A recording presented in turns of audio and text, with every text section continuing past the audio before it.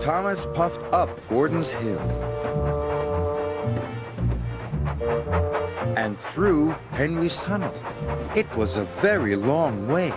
His pistons were pounding and his axles were aching, but Thomas kept puffing. Chickens to market, sheep to the farm, children to school, Thomas panted. Thomas was getting more and more tired. He started to get confused. Sheep to market, children to the farm, chickens to school, yawned Thomas. When Thomas arrived at the market, he was very confused indeed. Please unload the sheep, said Thomas. He should have said chickens, but now the sheep were unloaded. Then Emily arrived. Emily could see that Thomas was tired. Would you like some help? Asked Emily. No, thank you, puffed Thomas. Tank engines don't need help. But Thomas did need help. He was worn out. At last the sheep were unloaded. Thomas puffed away. Sheep to market, children to the farm, and chickens to school, yawned Thomas sleepily. When Thomas got to the farm, he told the children that it was their stop. So all the children got off at Farmer McColl's. Thomas was terribly tired.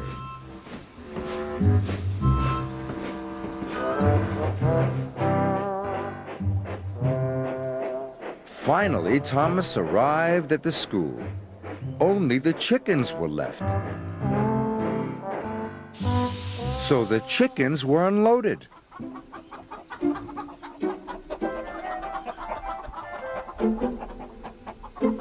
And Thomas puffed back to the sheds.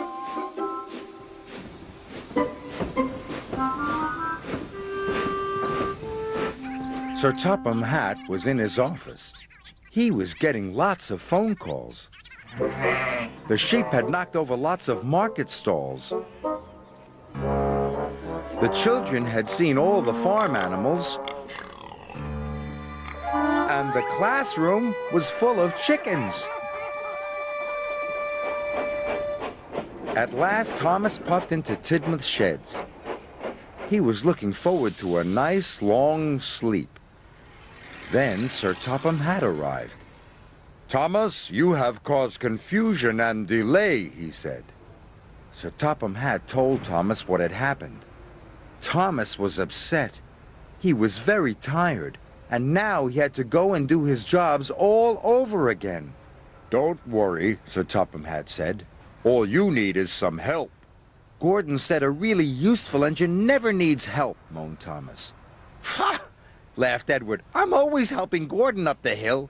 Gordon was very embarrassed.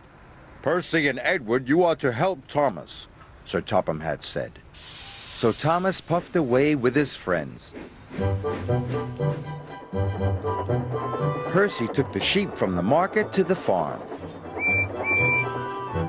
Edward took the chickens from the school to the market. And Thomas collected the children. Sorry, Thomas puffed to the children. I didn't mean to take you to the wrong place. We don't mind, said the children. We had a grand day out seeing the animals and learning all about the farm. And that night, when Thomas finally went to sleep, he dreamt about sheep and chickens and children.